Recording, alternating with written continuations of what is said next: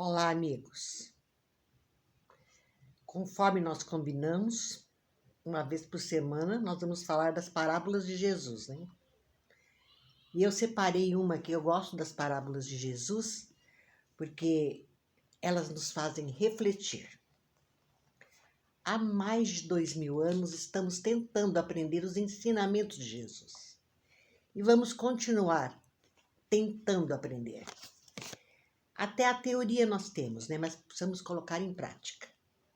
Mas eu achei uma parábola aqui que não é muito comentada, mas que é muito bonita e dá uma reflexão a todos nós. Tempestade acalmada. Eu vou ler, sim. E entrando Jesus na barca, seus discípulos acompanharam-no, e eis que se levantou o mar, tão grande tempestade, e as ondas cobriam a barca. Mas Jesus dormia. Os discípulos, aproximando-se, acordaram-no, dizendo: Salva-nos, Senhor, que pereceremos. E ele lhes disse: Por que temeis, homens de pouca fé? Então, erguendo-se, repreendeu os ventos e o mar, e fez-se grande bonança. E todos se maravilharam, dizendo: Que homem é esse que até o mar e os ventos lhe obedecem? Isso está em São Mateus, capítulo 8, versículos 23 a 27. Eu quis ler para vocês saberem que nós, espíritas, estudamos a Bíblia assim, em todos os nossos livros. Nós temos aqui, olha, dizendo, porque é de Caibar Schutel, este livro, que eu, aliás, já mostrei algumas vezes para vocês, Parábolas e Ensinos de Jesus. Eu indico esse livro para quem gosta de parábolas. Aí, Caibar Schutel nos fala o seguinte: a autoridade de Jesus é verdadeiramente universal. Espírito superior que preside os destinos do nosso planeta.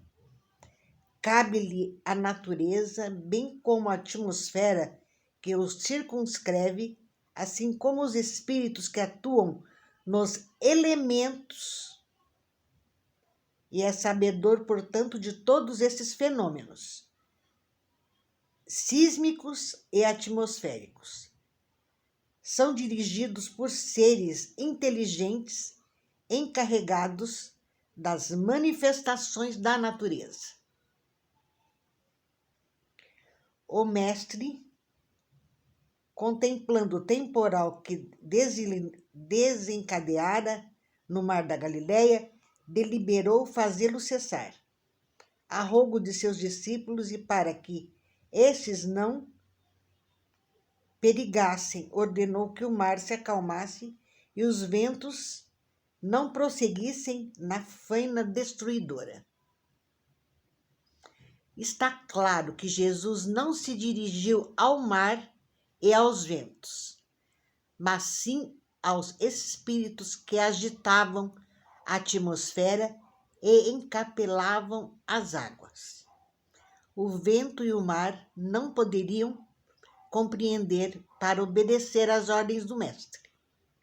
Esses fenômenos obedecem sempre a uma causa, e Jesus, atuando sobre a causa, fez cessar os efeitos. Acharam interessante? Sim, nós temos que estudar. Existe uma página do Evangelho que diz muito claro isso. Espíritas, amai-vos e instruí-vos. Aqui ele ainda diz: a nova revelação com seus fatos maravilhosos vem pôr-nos a par de tantas coisas que a ignorância humana considerava milagres, mas que não são mais que produtos ou resultado da ação de espíritos em redor de nós e se agitam constantemente. Então, a tempestade acalmada nos dá essa parábola, bastante coisa para refletir. Caibar nos lembra aqui dos ensinamentos das nossas obras básicas. Deixando bem claro, não existe milagre, existe fenômenos. Jesus mesmo nos disse muito claramente que ele não veio para não obedecer à lei, ele veio para obedecer à lei, que seria a lei dos profetas, né? E ele não veio para desobedecer. Então, o que ele fazia, as curas, eram fenômenos. Então, não existem milagres. Milagres é algo assim que simplesmente fica admirável, porque não existe. Mas existe sim. Veja bem que ele fala dos espíritos que cuidam da natureza.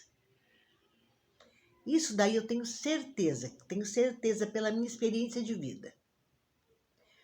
Eu, estudando as obras espíritas, das de Allan Kardec, eu aprendi que são os espíritos superiores, aqueles que estão no mais alto grau de entendimento e de evolução, é que cuidam da atmosfera, das águas e de tudo. Tudo que se diz em relação à natureza, eles estão diretamente trabalhando. Obviamente que não ao seu bel prazer, mas sim ao bel prazer da terra, da humanidade que vive na terra.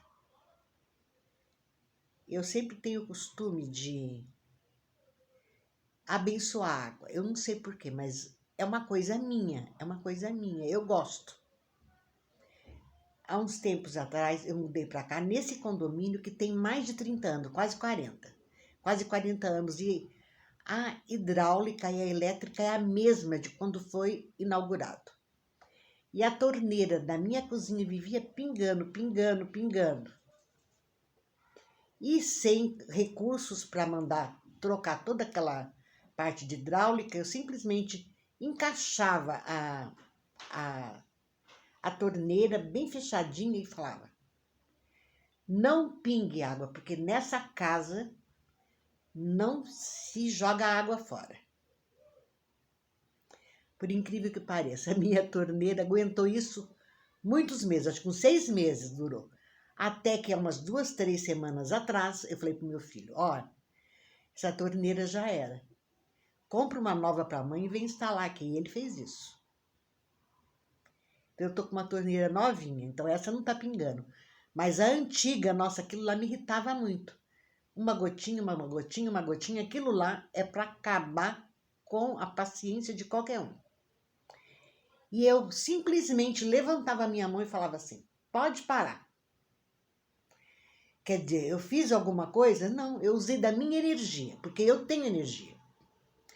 É um aparelho? Sim, é um aparelho, é uma torneira. Com as, como é que fala? Os componentes dela tudo desgastado, né, pelo tanto de uso. Quase 40 anos. Mas o que acontecia? Quando eu impunha a minha mão e jogava a minha energia, dizendo: aqui na minha casa não se desperdiça água. Eu estava jogando a minha energia naquele objeto, dizendo para ele que ali não era para ele pegar, queria atrapalhar, jogar água fora, que não ia conseguir. Como realmente não conseguiu. Tanto é que, enquanto durou, ele não pingava água, viu? Tantas vezes que eu ia lá e falava: pode parar, não vai jogar água fora da minha casa. Mas agora eu tenho torneira nova, viu? Mas isso não é uma coisa assim que eu tô falando disso daí, parece brincadeira, mas não. A nossa energia, Jesus nos ensinou isso. Ele mandou a tempestade parar e os ventos pararem, né? O mar e os ventos pararem. Por que eles obedeceram Jesus? Porque Jesus é quem está no nosso planeta desde que Deus o criou. Jesus acompanhou cada molécula, cada átomo que começou a existir no nosso planeta, desde a ameba, a mais simples célula, era Jesus que cuidava. Então Jesus cuidou de tudo. Quando começou a vida na Terra, Jesus era o filho dileto de Deus. para ser o governador da terra. Então Jesus acompanhou todinho isso. E Jesus sabia que os espíritos superiores é que estavam cuidando disso. Os espíritos superiores seriam aqueles que eram seus companheiros de trabalho dentro da terra. Então, quando ele pede que o mar se acalme,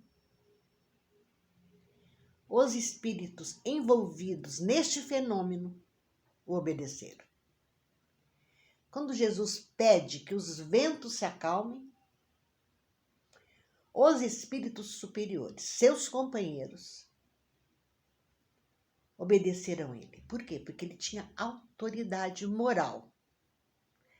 Saibamos nós que Jesus é o exemplo do espírito mais evoluído que nós já tivemos na Terra. Não tivemos nenhum maior que ele. E todos os fenômenos que ele produziu mostram claramente a sua liderança na Terra. E ele nos ensinou a impor as mãos. Veja bem, nós podemos impor as nossas mãos sobre os doentes, sobre os sofredores, sobre aqueles que não estão alinhados à natureza, a tudo aquilo que está certo aqui na Terra. Podemos também impor em objetos. Eu já testei e deu certo, tá? Mas não posso dizer para vocês que dá certo, mas dá. Eu só não posso afiançar 100%. Eu sempre falo de filmes no final dos meus vídeos, né? Hoje nós tivemos essa parábola, a parábola da tempestade acalmada. Neste livro de Caibar Chuta, eu tenho muitas parábolas para a gente estudar, aprender e analisar.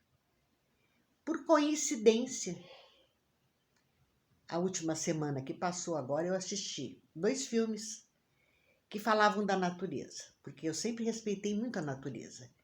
Eu sei que se eu planto uma sementinha, é a presença de Deus na minha casa crescendo. Eu sei que quando as boas plantas que a gente conhece estão conosco para nos proteger, elas simplesmente ficam vivas, lindas, maravilhosas. Às vezes as pessoas me falam, mas eu coloco arruda na minha casa, planto e morre, seca. Falo, agradeça a natureza que ela secou e deixe ela como adubo, sim, da terra.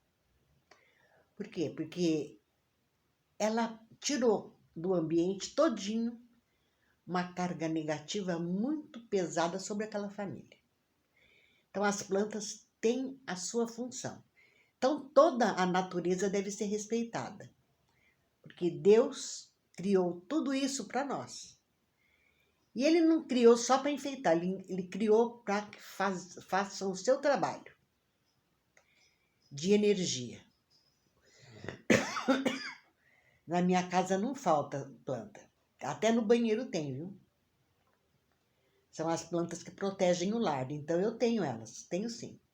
E planto tudo que der para plantar, eu planto. Tudo em vasinho, né? Porque eu moro em apartamento.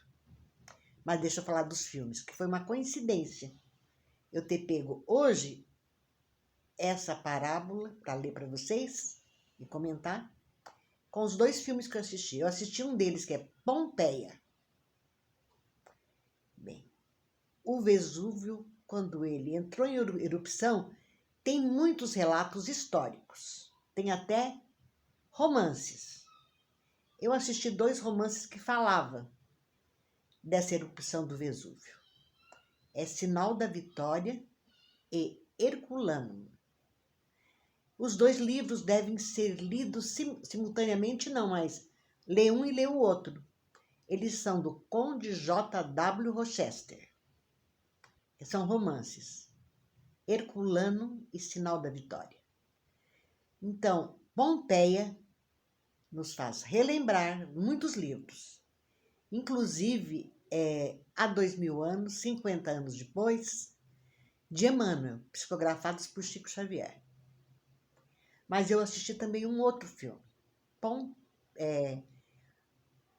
Dante, O Inferno de Dante.